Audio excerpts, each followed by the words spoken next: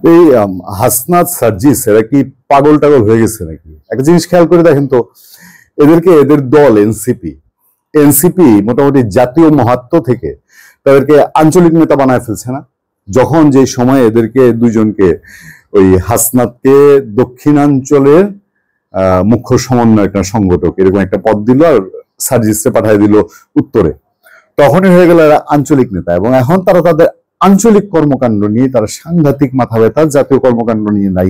5 আগস্টের পরের 6 মাস হাসনাত সার্জিসের জাতীয় ইস্যু নিয়ে, ধরেন কারো ওপেন হার্ট সার্জারি থেকে শুরু করে কারো ঘরের সন্তান প্রসব, অথবা এই শীতলক্ষা, বুড়িগঙ্গা অথবা সুন্দরবনে কুমিরের বাচ্চা প্রসব পর্যন্ত তাদের একটা স্টেটমেন্ট থাকতে হতো। আর এখন সমস্ত স্টেটমেন্ট গিয়ে পড়ছে কুমিল্লার দাউদকান্দি, নাকি কুমিল্লা এই হাসনাত না, দাউদকান্দি না তো, হাসনাতের উপজেলায়, আর হচ্ছে 14 গ্রাম এইসব মানে কুমিল্লা ওই আবু যে আসিফ মাহমুদ সজীব ভাই যেরকম মুরাদনগর, এরকম হাসনাতের কুমিল্লা, আর হইলো আপনার সার্জিসের তার নিজের ঠাকুরগা এইসব গাইবান্ধা, এই এলাকা নিয়ে তাদের প্রচন্ড মাথা ব্যথা। কারণটা কি দেখেন, সেদিন কাণ্ডটা কি করলো, সার্জিস কি উপদেষ্টারা এক্সিট, তাদের মৃত্যু বিনা এক্সিট নাই, মোটামুটি মৃত্যু পড়ানা নিয়ে যায় ব্যাপারটা এরকম, এক্সিট চাও, ভাগতে চাও, মায়েরা মুদেরা, এরকম একটা ব্যাপার স্যাপার আর কি। তারপরে হাসনাত সাহেব ওই দিন ইঞ্জিনিয়ারে হুমকি ধুমকি দিয়ে বসছে যে রাস্তা ঠিক করবে, এটা নাহলে কিন্তু ধান লাগাই দিব, ওখানে মাছ চাষ করবো। মানে সব এই আঞ্চলিক পিকুলিয়ার সব কাণ্ড কারখানা তাদের মধ্যে শুরু হয়েছে। আজকে আবার হাসনাতের বক্তব্য দেখেন, মানে সব পত্রিকা মোটামুটি লিড করার মতোই, ছেলে বলে কি, এই জন্য বলছি পাগল টাগল হয়ে গেছে কিনা। শেষ মুহূর্তে আইসা বক্তব্য দেওয়ার সময় বিদ্যুৎ চলে যাওয়ায় স্যার কি বিরক্তটা হয়েছে। জাতীয় নাগরিক পার্টি এনসিপি উত্তরাঞ্চলের মুখ্য সংগঠক সার্জিস আলম ক্ষিপ্ত হয়ে বলেছেন, এর আগেও পঞ্চগড়ে গিয়ে পড়ছে তার এলাকায়, পঞ্চগড়ে এনসিপির প্রোগ্রাম চলাকালে বিদ্যুৎ চলে গেছে। বিদ্যুৎ বিভাগ মনে হয় শেখ হাসিনার দোষক, ফেসিবাদের দোষক। আচ্ছা, মানে তার বক্তৃতার সময় কেন বিদ্যুৎ গেল?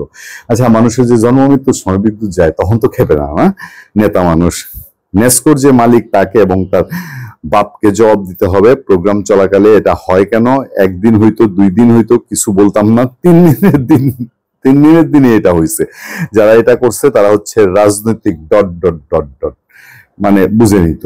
আচ্ছা, এই রাজনৈতিক দেউলিয়াদের আমরা দেখে নিব তাদের কলিজা কত বড় হয়েছে, কলিজা ছিঁড়ে রাস্তায় ফেলে রাখবো। কসাইয়ের কাজ আর কি, মানে কসাই আবার জানবেন চুরির কসাই না, এই কসাই কিন্তু হাত দিয়ে কসাইগিরি করে। চাঁদাবাজি সহ সহপকর্মের বিরুদ্ধে সার্জিস আলমের নেতৃত্বে পঞ্চগড় শহর থেকে বাংলাবান্ধা পর্যন্ত গতকাল শনিবার লং মার্চ হয়। সেই লং মার্চের সমাপ্তি বক্তব্য দেন রাত 9:30টার দিকে পঞ্চগড় জেলা শহরের শেরবাংলা পার্ক সংলগ্ন জুলাই স্মৃতিসৌধে। এই আয়োজনে বক্তব্য দেওয়ার সময় সার্জিস আলম এসব কথা বলেন। সার্জিস আলম নিজের নাম উল্লেখ করে ঘোষণা দেন, এরপর থেকে কোন প্রতিষ্ঠান পঞ্চগড়ে যদি রাজনৈতিক পক্ষপাতমূলক আচরণ করে, এই প্রতিষ্ঠান এই পঞ্চগড়ে থাকবে না। এটা আমার নিজের কমিটমেন্ট। আপনাদের মতো দেউলিয়া নিজের আখের গোছাতে শুরু করেছে, এটা পঞ্চগড় আপনাদের এই দেউলিয়াপনা দেখানোর মতো জায়গা নয়। খুনি হাসিনার মতো স্বৈরাচারকে গোনায় ধরি নাই, তোর মতো জেলার বিভাগের নেসকোর দায়িত্বশীলদের গোনার ধরার টাইম নাই।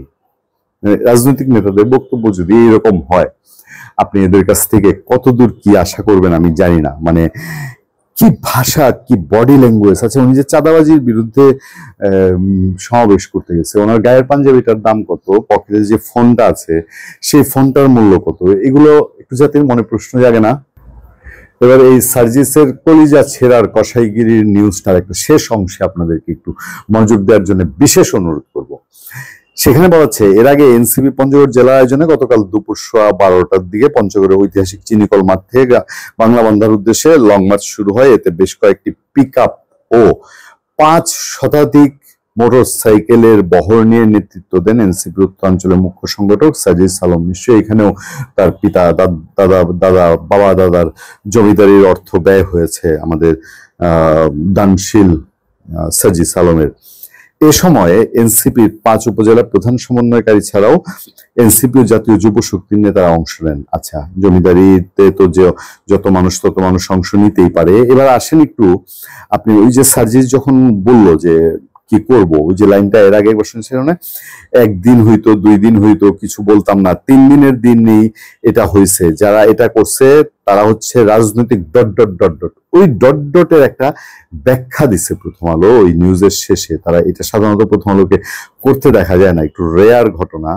সেই ব্যাখ্যাটায় ব্রেকেটে প্রথম আলো লিখেছে, সংবাদের সূচনা অনুচ্ছেদে মানে প্রথম প্যারায় ডট ডট ডট ডট চিহ্নিত শব্দটি প্রকাশযোগ্য না হয় এটি পরিহার করা হলো। মানে সার্জিস আলমের মুখ দিয়ে এমন ভাষা বের হয়েছে যে ভাষা পত্রিকায় ছাপানোর মতো না, লিখার মতো না। এই জন্য আমি বলছি, এর আগেও একটা আলোচনা আপনাদেরকে বলছিলাম যে আওয়ামী লীগ, বিএনপি, ছাত্রদল, ছাত্রলীগ, যুবদল, যুবলীগেরা মঞ্চে উঠলে পরেই হাত পা খিচায়া, মুখ টুক কুচকায়া, চোখ বাহির কইরা কেমন জানি বক্তৃতা দেয় না। মানে একটা স্বাভাবিক মানুষ, ধরেন চেয়ারে বসে আছে, সমাবেশ চলতেছে, অন্যরা বক্তৃতা দিতেছে, তার নিজের যখন বক্তৃতার সময় হয় মাইকের সামনে গিয়ে লোকটা কিরকম দৈত্যাকৃতির হয়ে যায়।